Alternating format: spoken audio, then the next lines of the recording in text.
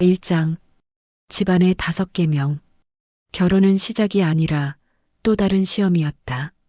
며느리는 그렇게 느꼈다. 결혼식 당일 신부 대기실에서부터 시아버지의 시선은 묘하게 무거웠다. 사람들은 축하한다고 꽃을 내밀고 사진사를 불러 함께 웃어달라 했지만 시아버지는 웃지 않았다. 대신 눈빛으로만 무언가를 새겨넣듯 아들을 바라봤다. 며느리는 그 시선을 보고 섬뜩했다. 이 가정은 단순히 두 사람의 결합이 아니구나. 그런 예감이 스쳤다. 혼인신고를 하고 신혼집으로 돌아온 첫 주말, 시아버지가 갑자기 집을 찾아왔다. 테이블 위에는 반듯하게 접힌 종이가 놓였다. 흰 종이 위 검은 글씨가 5줄. 며느리는 눈을 의심했다. 남편 존경, 집안 우선, 불평 금지, 절약 생활, 재산은 내 뜻대로. 짧지만 단호한 5줄이었다. 시아버지는 마치 당연한 듯 설명을 덧붙였다. 내가 살아온 방식이다. 지켜야 집안이 산다. 며느리는 손끝이 얼어붙는 기분을 느꼈다. 아직 남편과 신혼의 설렘도 제대로 나누지 못했는데 결혼 생활의 규칙은 이미 정해져 있었다. 그것도 부부가 함께 세운 원칙이 아니라 시아버지가 일방적으로 내린 계명. 남편은 곁에서 아무렇지 않다는 듯 고개를 끄덕였다. 아버지가 틀린 말씀은 아니야. 존경받아야 남자가 자신감이 생기지. 그 말은 부드럽게 흘러나왔지만 며느리의 마음에는 무거운 돌처럼 떨어졌다. 존경? 그 단어는 그녀가 바라던 부부의 언어가 아니었다. 존중은 서로 주고받아야 하는 것이고 존경은 쌓여야 나오는 것인데 결혼하자마자 강요로 시작됐다. 며느리는 억지로 웃으며 종이를 접었다. 네, 알겠습니다. 그러나 속으로는 수많은 말들이 터져 나오려 했다. 왜 존경은 오직 남편에게만 해당하는가? 왜 집안의 우선순위는 무조건 시댁이어야 하는가? 왜 불평은 금지되며 절약과 재산은 시아버지 손에 달려 있어야 하는가? 그러나 입 밖으로는 어떤 항의도 꺼낼 수 없었다. 아직은 참아야 한다고, 신혼이니 갈등을 만들면 안 된다고 스스로를 다독였다. 결혼 전 며느리는 이런 순간을 상상하지 못했다. 그는 그저 평범한 직장인 여성이었다. 2000년대 초반 월급 120만 원 남짓 받으며 점심값 아끼고 버스카드 충전하며 하루하루를 보냈다. 미래의 남편과 함께라면 둘이 맞벌이를 해서 생활비를 함께 부담하고 차근차근 전세를 모으고 언젠가는 내 집도 마련하리라 꿈꾸었다. 그러나 시아버지가 내민 종이 한 장은 그 모든 꿈을 흐트려 놓았다. 그건 단순한 글씨가 아니라 앞으로의 인생을 구속할 족쇄처럼 보였다. 며느리는 그날 밤 종이를 가방에 넣고 혼자 바라보다 울었다. 결혼이란 게 이런 걸까? 내가 원한 건 단순한 가정이지 시험대가 아니었는데. 남편은 그런 아내의 눈물을 보지 못했다. 아니, 보려 하지 않았다. 그는 늘 아버지의 말이 옳다고 믿었고 그 믿음이 곧 효도라 생각했다. 아버지가 시키면 따르는 것이 자식의 도리라 여겼다. 그래서 아내가 느끼는 무게를 이해하지 못했다.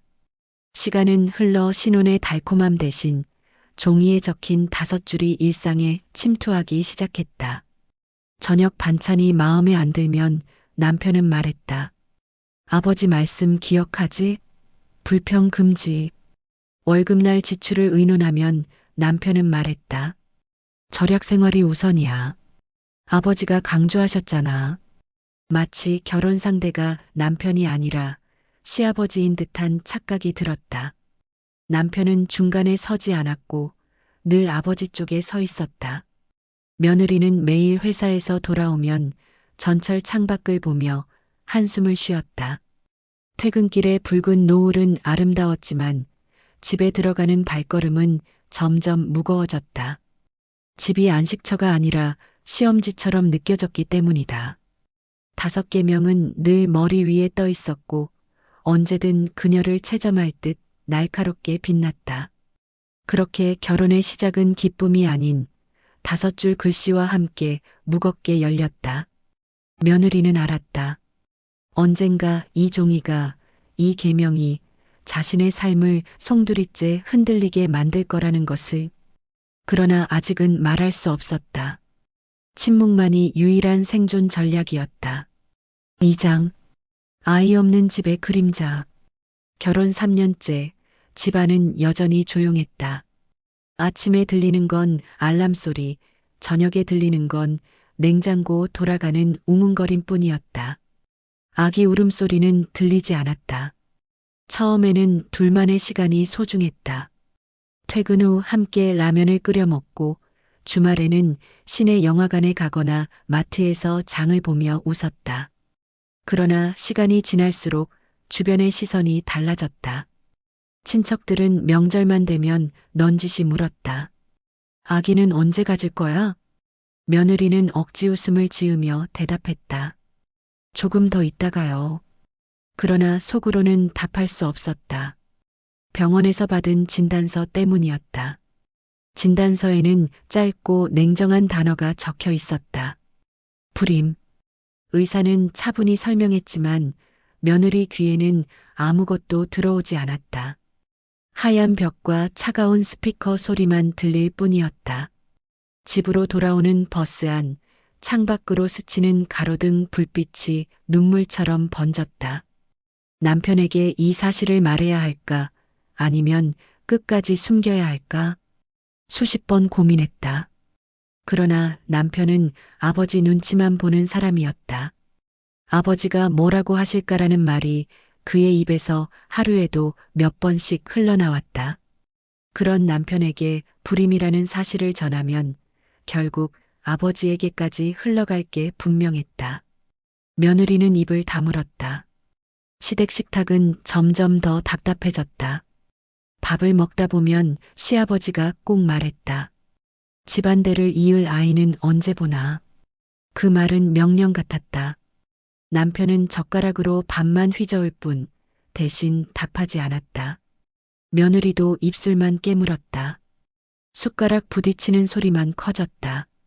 2000년대 초반 동네 아파트마다 냉장고 문에는 초음파 사진이 붙어 있었다.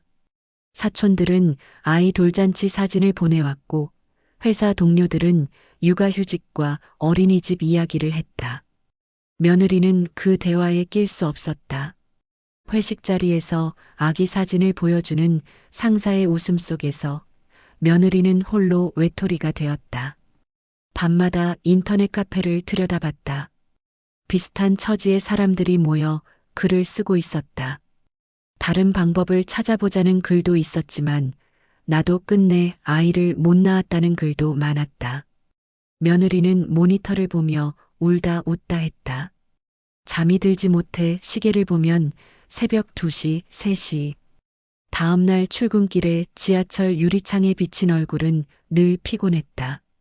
남편은 아무것도 모른 채 코인 차트를 들여다보고 있었다. 아내가 왜 늘 무거운 표정을 짓는지, 왜 침대에서 뒤척이는지 관심조차 없었다. 그는 아버지가 정한 계명에만 충실했다.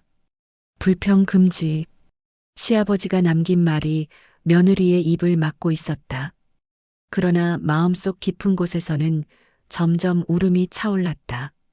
아이 없는 집, 불임이라는 낙인, 남편의 무심한 태도, 그것들은 차갑고 무거운 그림자가 되어 그녀의 삶 전체를 덮어갔다. 3장. 코인, 눈먼 투자. 남편이 코인 이야기를 처음 꺼낸 건 결혼 2년 차였다. 요즘 다들 한다더라. 코인으로 돈 버는 사람 많대. 멸치볶음을 집어먹으며 아무렇지 않게 말했다. 며느리는 대수롭지 않게 넘겼다. 그땐 인터넷 기사마다 가상화폐 폭등이라는 제목이 붙어 있었고 회사 동료들 사이에서도 누가 비트코인으로 차 샀다더라는 말이 오갔다.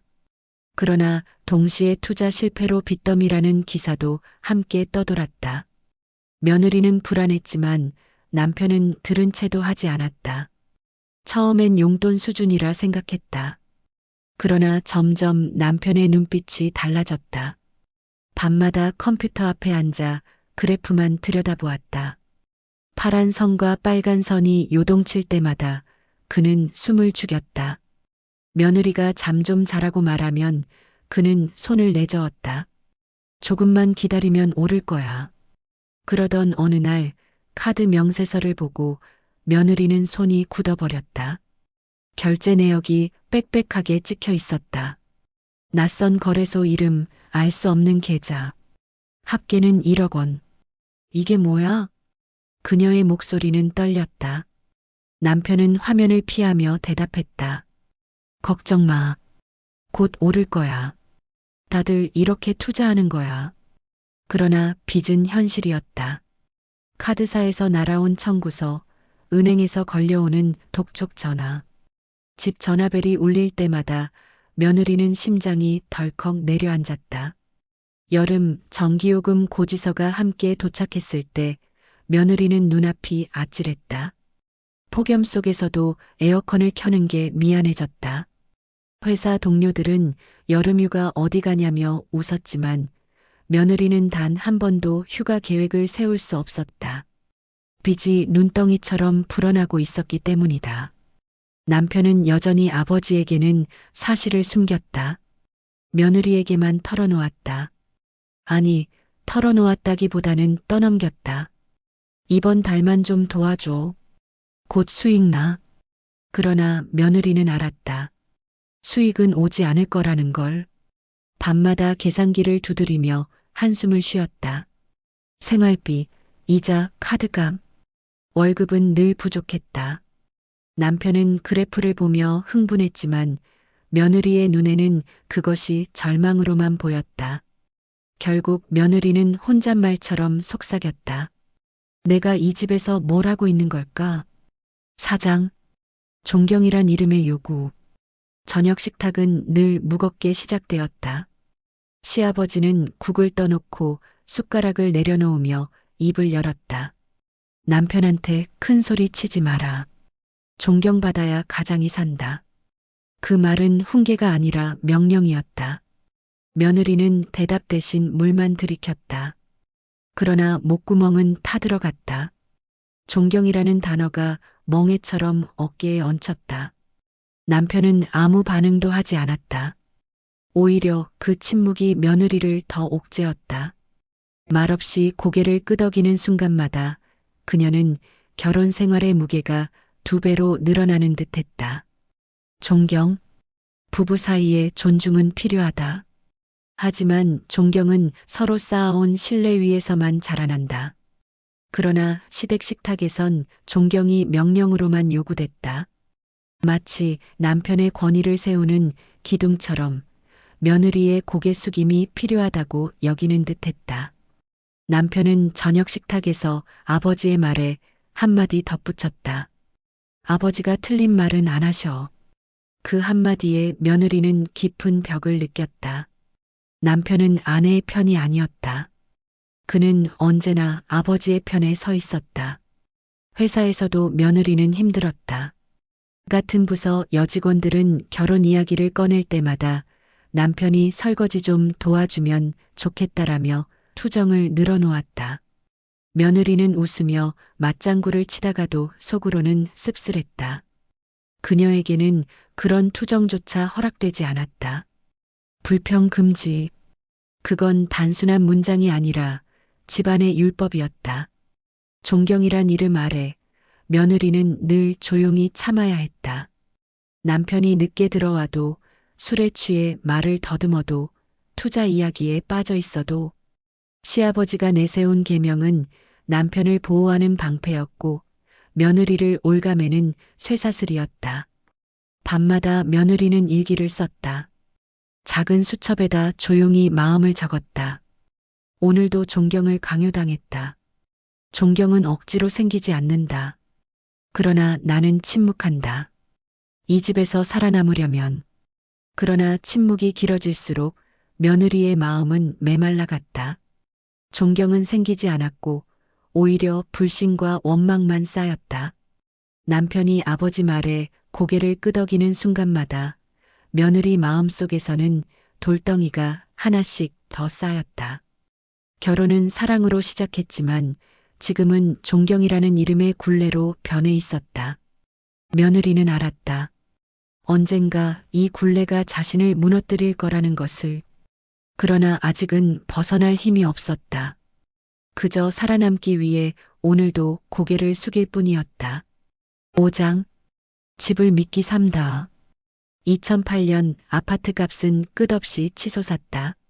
뉴스에서는 매일 부동산 불패 신화라는 말이 흘러나왔다.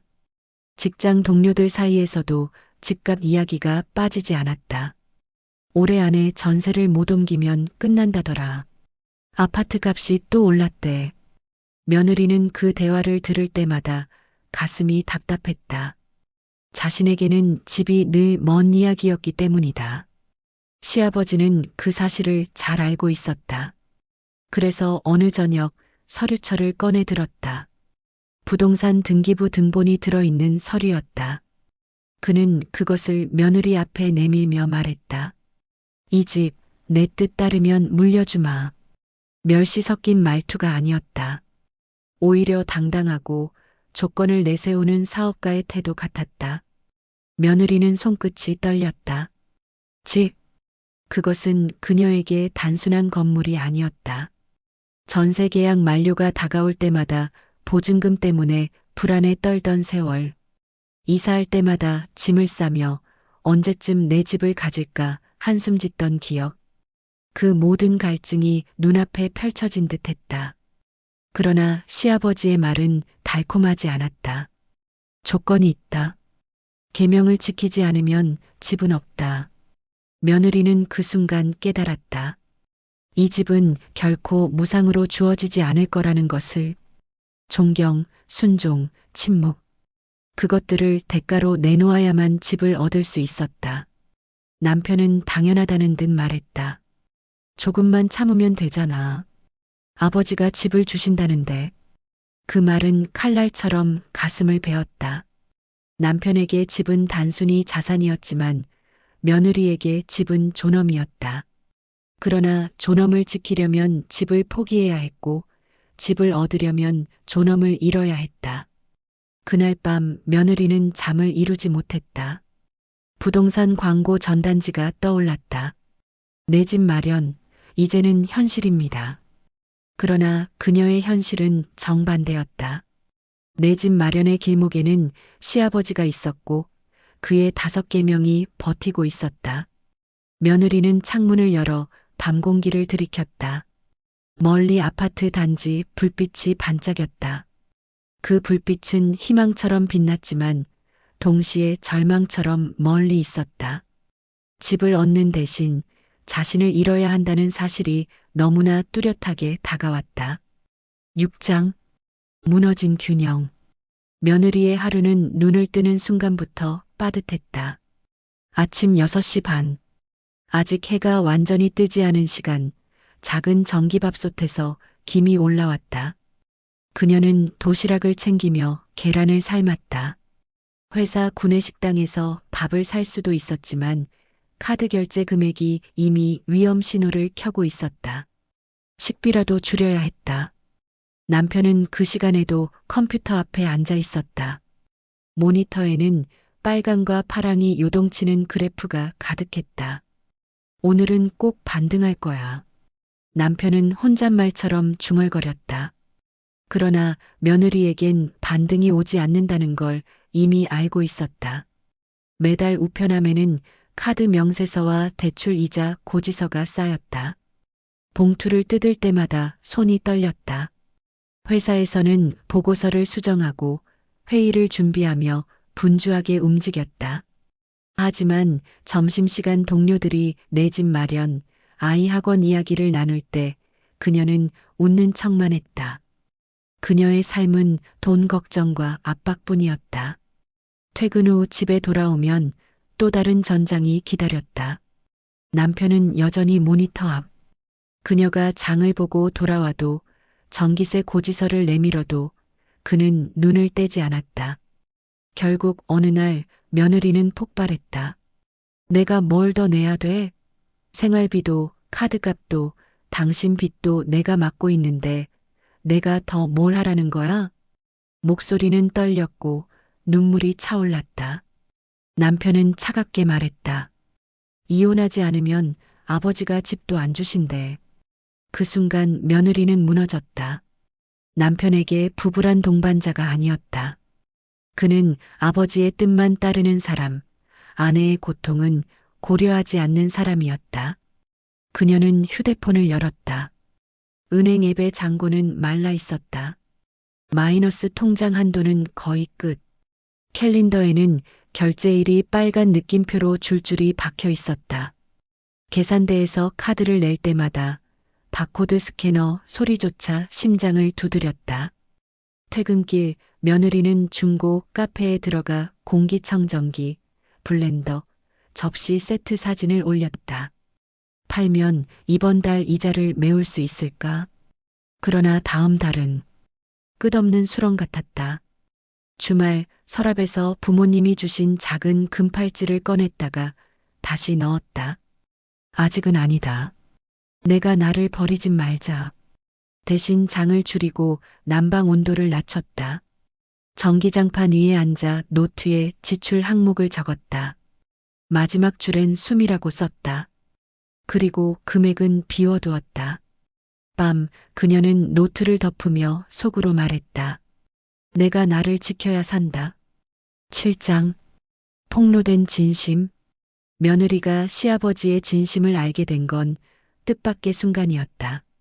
늦은 저녁 장을 보고 돌아오던 길. 현관 앞에 서서 열쇠를 꺼내려는데 안에서 전화 통화 소리가 흘러나왔다. 며느리, 아이도 못 낳는데 뭐하러 집을 주냐. 순간 며느리의 발걸음이 굳었다. 장바구니 손잡이가 손바닥을 파고들었다. 심장이 덜컥 내려앉았다.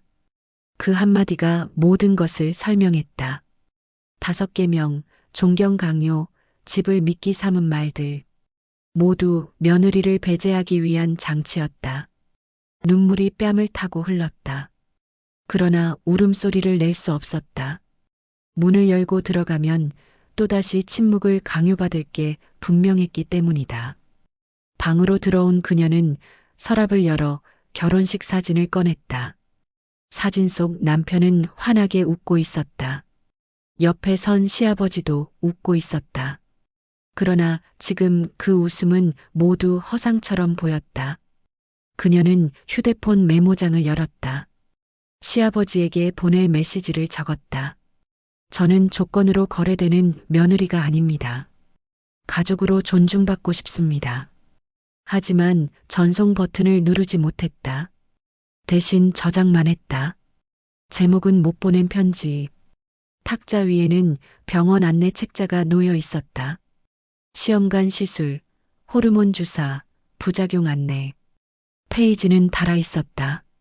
진단서를 처음 봤던 날 복도 끝에서 울음이 솟구친 기억이 떠올랐다. 남편은 그날도 전화기만 붙들고 있었다. 아버지가 찾으셔. 세 문장으로 끝난 위로였다. 저녁 남편은 신발을 벗으며 물었다. 오늘 저녁 뭐야? 그녀는 대답하지 않았다. 냄비에서 국만 끓고 있었다. 아버지 내일 오신대. 계명 얘기 다시 하실 거야. 마음 단단히 먹어. 그녀는 국을 끄고 국자를 내려놓았다. 단단히 먹을 건 마음이 아니라 현실이었다. 밤 다시 메모장을 열어 못 보낸 편지에 한 줄을 더 썼다. 저는 물건이 아닙니다. 작은 화면 불빛이 꺼지자 방 안이 어두워졌다. 그러나 어둠 속에서 그녀의 결심은 더 선명해졌다. 내일을 바꿀 수 없다면 내일을 떠나자. 8장 돌아서다. 새벽 며느리는 여행용 가방을 꺼냈다. 옷 몇 벌과 서류 봉투, 결혼식 사진 몇 장을 넣었다. 신혼집을 떠나는 짐치고는 초라했지만 그것이면 충분했다. 더 지켜낼 것도 더 가져갈 것도 없었다. 현관문 앞에서 멈췄다. 남편은 여전히 모니터 앞에 앉아 있었다. 그래프는 추락하고 있었지만 그는 눈을 떼지 않았다. 나간다. 짧은 말이었지만 그녀는 온 힘을 다해 내뱉었다. 남편은 고개조차 들지 않았다. 지금 중요한 순간이야. 나중에 얘기하자. 그 말이 마지막이었다. 그녀는 가방을 들고 집을 나섰다. 엘리베이터 거울에 비친 얼굴은 창백했지만 눈빛만큼은 단단했다. 친정집 현관 앞에 서서 초인종을 눌렀다. 문이 열리자 어머니가 나타났다. 아무 말도 하지 않았지만 눈빛만으로 모든 걸 이해했다. 며느리는 그 품에 기대어 울음을 터뜨렸다. 다음 날 새벽 친정집 작은 방에서 깼다. 벽지는 누렇게 바랬고 책장에는 대학 때 문제집이 남아 있었다. 그러나 전화벨은 울리지 않았다. 그것만으로도 숨이 트였다. 부엌에서 어머니가 미역국을 데웠다. 많이 힘들었지. 그녀는 고개를 끄덕였다. 어머니는 더 묻지 않았다. 대신 작은 봉투를 밀었다. 급한데 써. 얇은 봉투였지만 손끝은 뜨거웠다. 오전 그녀는 구청 사이트에 들어가 법률 상담 예약을 시도했다. 이혼이라는 단어가 무겁게 떠올랐다. 그래도 해야 했다. 카드값 일부는 생활비와 섞여 있었으니 정리해야 했다. 명세서를 정리하며 파일 이름을 붙였다. 카드월별 이자네요. 점심 무렵 남편에게 메시지가 왔다. 오늘 저녁에 와. 아버지 기다려. 코인 반등 왔어. 그녀는 답하지 않았다. 방문을 닫고 작은 다이어리에 적었다. 오늘 할 일 상담 예약, 명세서 출력, 내 삶 되찾기. 작은 별표를 덧붙였다. 해가 지자 그녀는 창밖 가로등 불빛을 바라보았다. 다시는 돌아가지 않으리라 다짐했다. 밤 어머니가 문을 두드렸다. 괜찮니? 그녀는 미소를 지었다. 조금. 완전히 괜찮지는 않았다. 그러나 숨은 쉬어졌다. 침대에 누워 불을 끄기 전 그녀는 속으로 말했다. 내일은 내 목소리로 산다.